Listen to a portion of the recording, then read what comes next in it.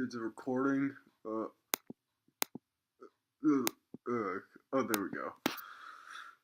Hey, what's up, guys? It's me, Spider Jason. I don't know.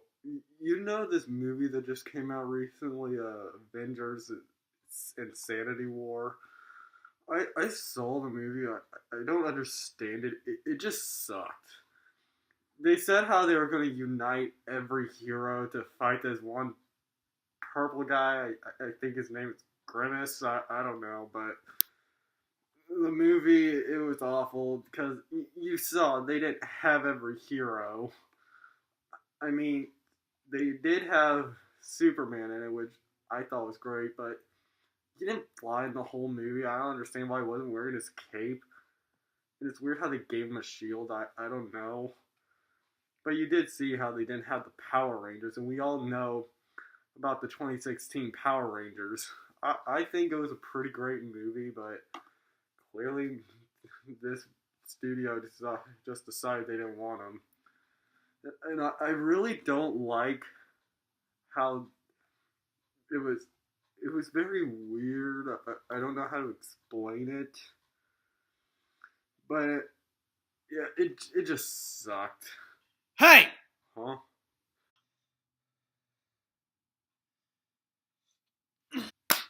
Ow. Get off my set!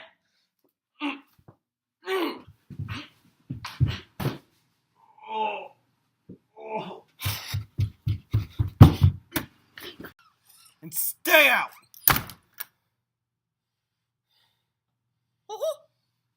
Huh? He sure had that coming.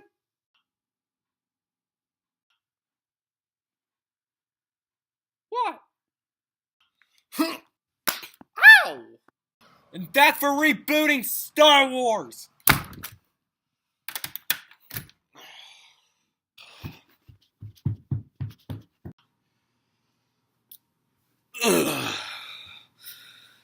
Hey everyone, Killer Sci-Fi Action Movie Reviews here. Sorry about that, I didn't know who that guy was. I just wake up from a nap and I see this guy in my studio just smack talking Avengers Infinity War.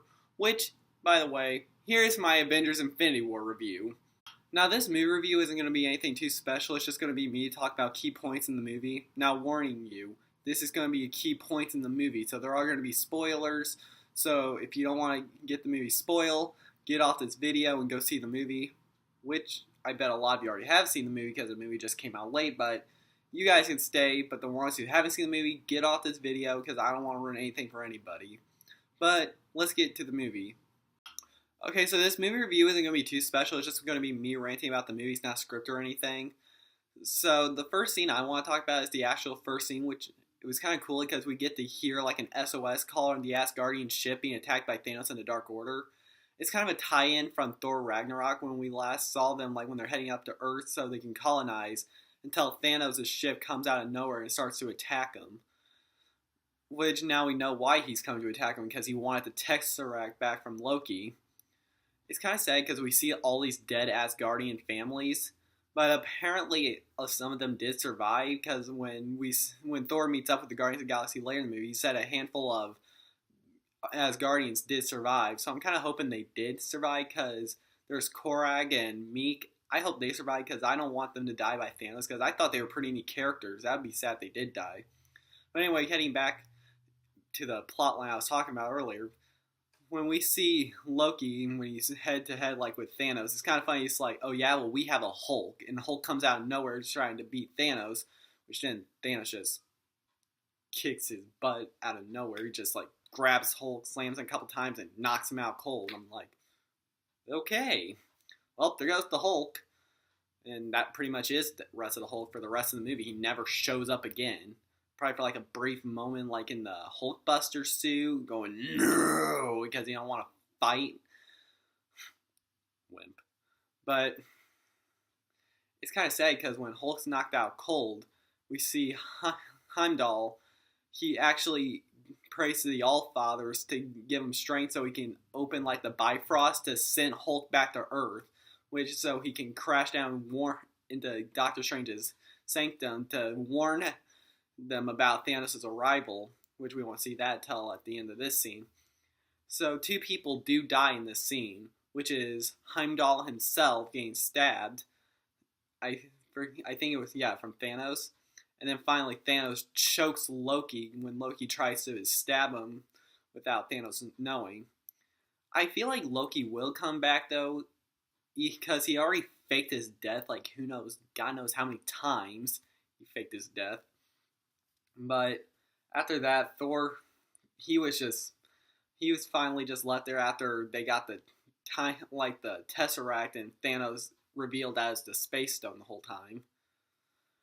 Which the next scene I really want to talk about is when Hulk crashes down to Doctor Strange's sanctum.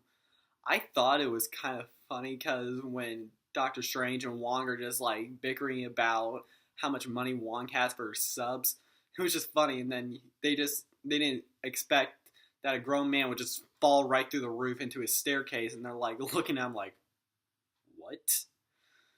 And he's like, Thanos is coming. Thanos is coming. Who? Who's Thanos? I don't know who you're talking about. I'm just going to call an asylum. But I thought that was a great moment because then once he came, Doctor Strange finally had his first interaction with Tony Stark. He just opens, like he uses the sling ring to talk to Tony Stark, and he was when he was with Pepper, like in a park talking about having a family. So when they finally get Tony on board to talk to Banner, Tony's just like, wow, Banner, long time no seen. I hadn't seen you since, like, what, 2015 from Age of Ultron? Because since you decided to fly off somewhere.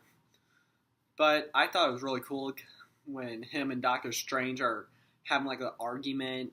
Did you guys ever catch that joke when Tony Stark told him about Doctor Strange making balloon animals? It's kind of sort of like a little callback when Cumberbatch actually did like a scene with Jimmy Kimmel where he was at a kid's birthday party actually making balloon animals. And I just thought that was funny. But then once the Dark Order comes after Strange, so they can, because you see one of their Q ships coming down, people running, they're trying to fight the Dark Order because they're attacking the city. It's kind of funny because then we get to see Peter Parker. He's just on a bus on a field trip. And then we get to first see his spider sense like on his arm, like how they actually all his hairs on his arms stand up. And then he's just he sees the ship and he's like, "Yo, Ned, I need you to create a distraction." Ned takes out his earbud. It's like, "Oh my God, spaceship, we're all gonna die!" I thought that was hilarious because Peter just wanted an actual distraction, but Ned was actually freaking out. And then we get our Stan Lee cameo. Why, you kids had never seen a spaceship before? I don't know what he's referring to because he's made a lot of cameos where he did see a spaceship. Because if you ever think about Guardians of the Galaxy Volume 2, a spaceship went right by him when he was talking with the Watchers. I just love this movie so much. Then we finally get to meet Scarlet Witch and Vision. They're living together in Scotland, which is kind of weird because they never explained how they met up with each other. I guess because they never showed like how Scarlet Witch, like after Captain America broke her and the rest of his team out after Civil War, like in the not in the post credit scenes, it was just like at the end of the movie where he was at that